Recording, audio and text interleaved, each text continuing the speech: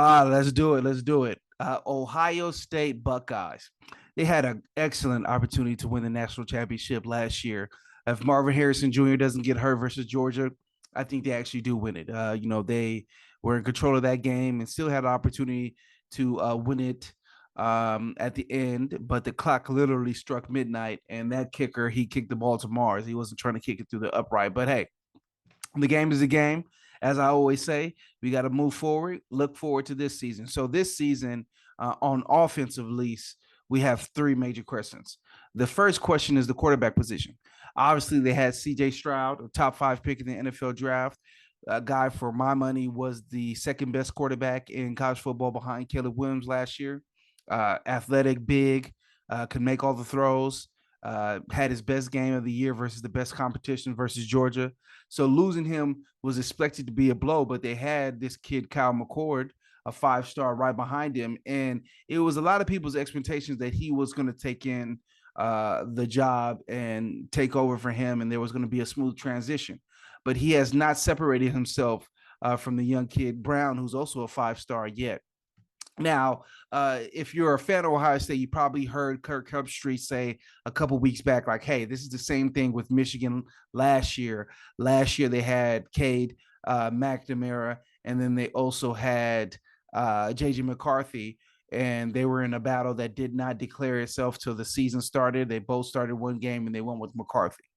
And I don't think that's uh, a relevant comparison. I don't think that's congruous at all. I think it's very disingenuous to say that, hey, it worked for Michigan, it's going to work for Ohio State, because the context matter. If you remember, McNamara led them to the playoffs the season before, the first time them getting into the playoffs in the Jim Harbaugh era.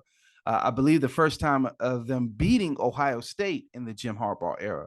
So it was a situation where people felt that they owed things to this kid, that this kid deserved the right to at least compete, that he couldn't just lose his spot after taking the team that far.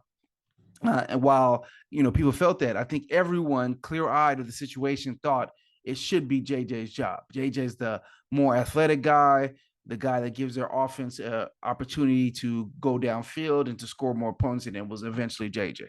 You don't have a situation where anything is changingly owed to either one of these guys, right? The starter from last year is in the NFL. So when you have a situation where you have these two quarterbacks battling and they haven't separated themselves, it lends to the old adage that I remember is, hey, if you have two quarterbacks, you have no quarterback. And hey, maybe these guys are playing lights out. Maybe they're not missing any throws in practice, and it's so hard to differentiate. But I'm just of the personal opinion, if they haven't separated themselves by now, Houston, we have a problem. So we'll see what ends up happening with that. If you go to the tackle position, another area of concern, they had lost two guys to the NFL draft. One guy in Paris Johnson was a top 10 pick. So they replaced those guys with Simons from San Diego State and Josh Fryer, who played some snaps last year. So there's some continuity with him. But when you have a new quarterback and also replacing two tackles, that's a tough road to hoe. I think in any level of football, high school, college, NFL. So that's an area of concern. Now, the offense does get a boost by returning Marvin Harrison Jr., the clear-cut best receiver in college football. He's been the clear-cut best receiver in college football since he stepped on the field in a big way during the Rose Bowl a few years back, and he hasn't looked back since. A lot of people are saying that this guy's the best NFL prospect since Calvin Johnson at his position. So, I mean, he's obviously a beast. Emeka Bugake is obviously a beast as well, first round grade on him. So they returned the best two receivers in college football. Stocker was a reliable target for CJ Stroud. He returns.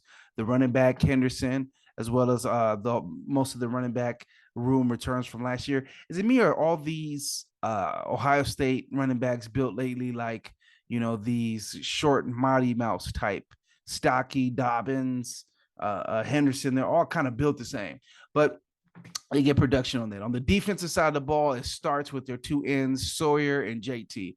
Now, JT had that truly dominant game versus Penn State. And that game, he flashed the type of ability that, a Clowney has flashed, a Chase Young has flashed. Is he the next great Ohio State pass rusher in the mold of Chase Young, the Bosa's?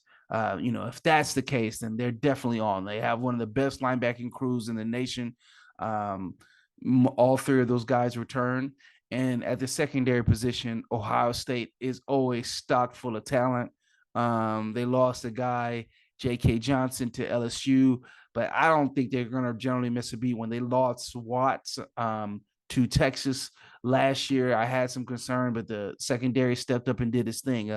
They've really been DBU the past couple of years. So when you look at Ohio State, I think the schedule kind of breaks for them really well initially.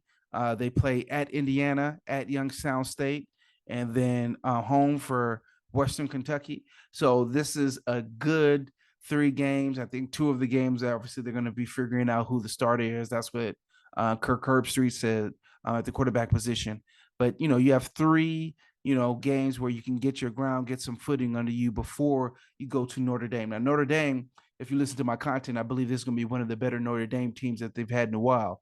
The kid Hartman is the best quarterback I think that they've had in a very long time. I think he's a prolific passer, even better than Brady Quinn or players of that caliber that have been drafted high. I just think that this kid can really get after it. The Wake Forest transfer, so it's going to be interesting to see if you remember that game last year. That was a pretty competitive game, and Notre Dame just couldn't score a point. So I think Notre Dame's going to go into this game at home feeling pretty confident. So Ohio State, this is going to definitely be a test for them. Then they play Maryland, the Maryland team that when they played last year, Ohio State was down at the half, and then they had that big third quarter. So they bring the Tagovailoa kid back. So there's some veteran presence there. Purdue should be a winnable game, and then they play Penn State. That game I mentioned how JT kind of closed that game out. Penn State had them in a hell game, and again, Penn State is introducing a quarterback, the best quarterback I think that they've had maybe in 20 years, and the kid Drew Aller. A lot of people are expecting big, huge things from him. Cannon for an arm, athletic kid. This has always been a team that's played hellacious defense last year versus under the tutelage of Manny Diaz.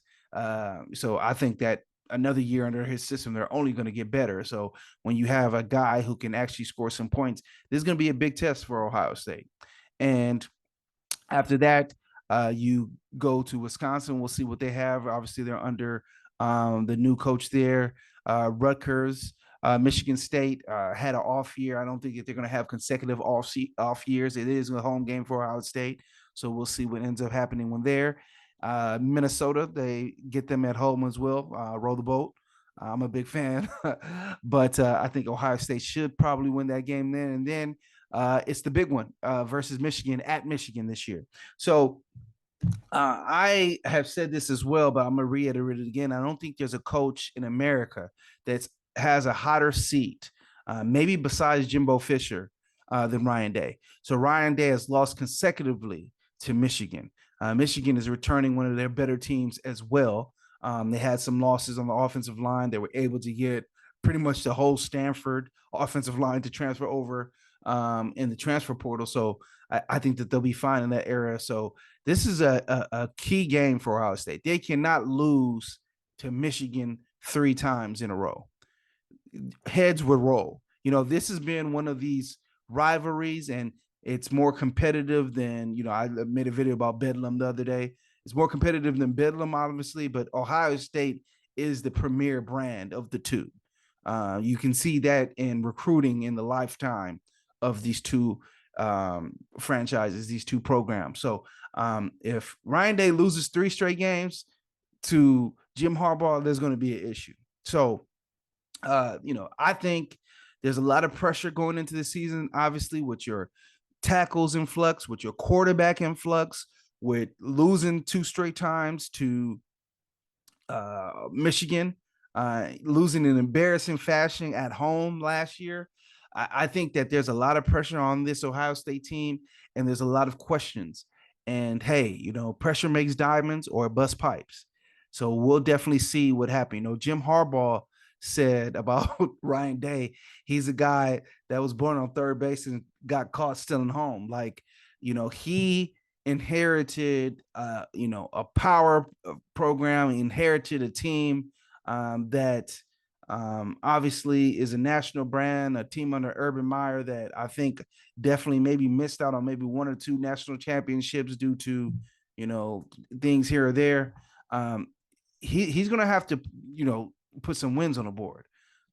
It has not been that great. I mean, I don't know if you want to count the COVID season. Like, hey, they did make the national championship game, but they got routed when they played in that game. So this is a huge year for Ohio State, a huge year for Ryan Day. And remember, USC and UCLA are coming. They have been the big dog as far as recruiting in this conference. That's going to change once USC comes in. So that's another thing to consider. Time is ticking. So definitely interested to see what happens with Ohio State this year. If I had to guess, I'm probably guessing they don't make the playoffs. I think that there's enough pitfalls in the schedule, especially with the quarterback position, that they're not going to come out of this with less than 2 losses. But we'll see. All right, let me know what you think. Leave me a comment, subscribe, and as always, the game is a game.